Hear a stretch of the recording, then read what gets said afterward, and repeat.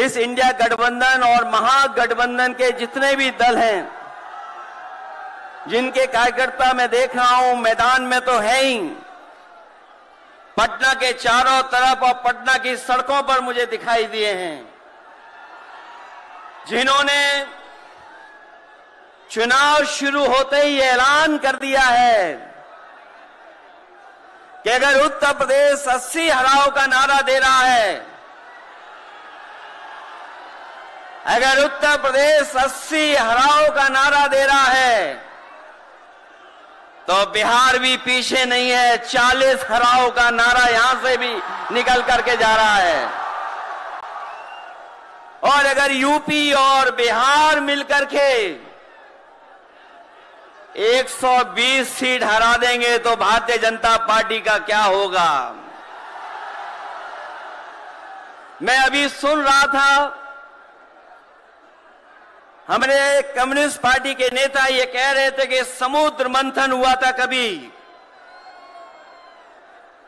समुद्र मंथन हमारे सभी लोगों को पता है, समुद्र मंथन के दौरान क्या हुआ है। लेकिन इस ऐतिहासिक मैदान में मैं कहना चाहता हूं कि 2024 में संविधान मंथन होने जा रहा है। एक तरफ वो लोग हैं जो संविधान बचाना चाहते हैं, संविधान के रक्षक हैं, और दूसरी तरफ वो लोग हैं जो संविधान के भक्षक हैं, संविधान को खत्म करना चाहते हैं। मैं जब बिहार आया हूं आपके बीच में, जब मैंने अखबार उठा करके देखा तो एक युवती ने जान दे दी। एक बेटी जो परीक्षा में दे करके आई थी, क्योंकि परीक्षा को रद्द कर दिया गया, पेपर लीक हो गया, जिसके कारण उसने आत्महत्या कर ली और कहा कि मां बाप से मैं माफी मांगती हूं। यह उत्तर प्रदेश में एक घटना नहीं हुई है, उससे पहले भी कई नौजवानों ने, जिनको नौकरी नहीं मिली, उन्होंने अपनी जान दे दी। जिस से मैं चुन करके आता था, वहां भी एक ब्रजेश पाल बेटे ने, हमारी आपकी उम्र से कम उम्र, उस नौजवान ने पढ़ी लिखी डिग्री जो थी, उन डिग्रियों को जला करके और आत्महत्या कर ली। ये हालत है देश की। और वहां पर उत्तर प्रदेश में जहां पर से प्रधानमंत्री चुन करके जाते हैं, जनता ने भरोसा किया उन पर, उनको बहुमत दे दिया, लेकिन डबल इंजन की सरकार ने बेरोजगारी दी है। मुझे खुशी है कि तेजस्वी ने यहां पर नौकरियां दे दी, रोजगार दे दिए, और हम तो वहां 60 लाख बच्चे जिनको पेपर नहीं लिख पाए, उनका हिसाब किताब लगाते हैं। उनका अगर हम बड़ा परिवार न माने, केवल 3 सदस्य परिवार के माने, बेटा और मां बाप, तो 60 का गुणा 3, 1 करोड़ 80 लाख वोट, और 1 करोड़ 80 लाख लोगों को अगर हमने भाग दे दिया 80 लोकसभा से, तो केवल उत्तर प्रदेश में 2,25,000 हर लोकसभा में वोट कम हो गया है। लेकिन तेजस्वी ने बिहार में पलट करके दूसरा काम किया। अभी 3 लाख नौकरी दी, हिसाब लगा लो कितने परिवारों का जीवन बदला।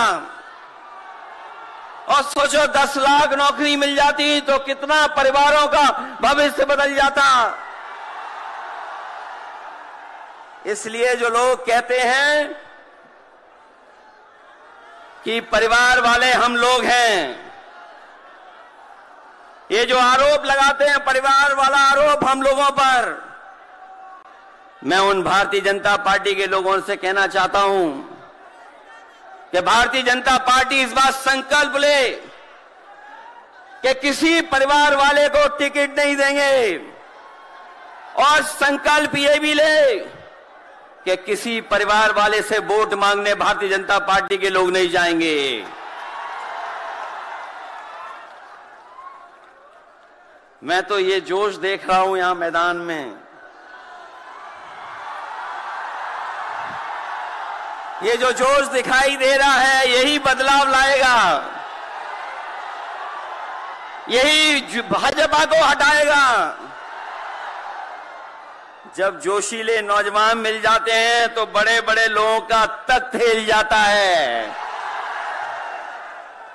तो इस बार उन्हें आप बाहर करोगे कि नहीं करोगे? पहली सूची बीजेपी की आ गई, उस सूची में बिहार बाहर है, बिहार नहीं है उसमें। इसलिए बिहार से वो बाहर जाने वाले हैं, यूपी वाले भी बाहर कर रहे हैं उन्हें। इसलिए मैं आप सबका धन्यवाद देता हुआ और आदरणीय लालू प्रसाद यादव जी का मैं विशेष धन्यवाद दूंगा कि जो इस रैली में पधार करके न जाने कितने लोगों का मनोबल बढ़ाने का काम कर रहे हैं। न केवल यूपी के लोगों का, बिहार और देश के लोगों का मनोबल बढ़ा रहे हैं। और जो तकलीफ और परेशानी उन्होंने जीवन में देखी है वो राजनीतिक देखी है। ये राजनीति की वजह से तकलीफ और परेशानी है। मैं अभी तेजस्वी जी को सुन रहा था, उन्होंने कहा कि एक एजेंसी आ गई। ये एजेंसी इसलिए आई है कि राजनीति में हम लोग हैं और हम लोग अगर इनका मुकाबला न कर रहे होते तो कोई एजेंसी नहीं आती। उन्हें डर है कि ये ताकत मिलकर के, ये गठबंधन बन करके उनको हटाने का काम करेगा। इसलिए मैं आपसे कहना चाहता हूं, 120 हटाओ, देश बचाओ। भाजपा हटाओ, संविधान बचाओ। भाजपा हटाओ, देश बचाओ। भाजपा हटाओ, आरक्षण बचाओ। भाजपा हटाओ, नौकरी पाओ। भाजपा हटाओ, संकट मिटाओ। मैं इन्हीं शब्दों के साथ मैं सभी लोगों का बहुत बहुत धन्यवाद और आभार प्रकट करना चाहता हूं, इस उम्मीद और इस भरोसे के साथ कि जब कभी हम लोग अगली बार मिलेंगे तो ये डबल इंजन की सरकार बाहर होगी, यूपी से लेकर के बिहार तक भारतीय जनता पार्टी बाहर होगी। बहुत बहुत धन्यवाद आपका।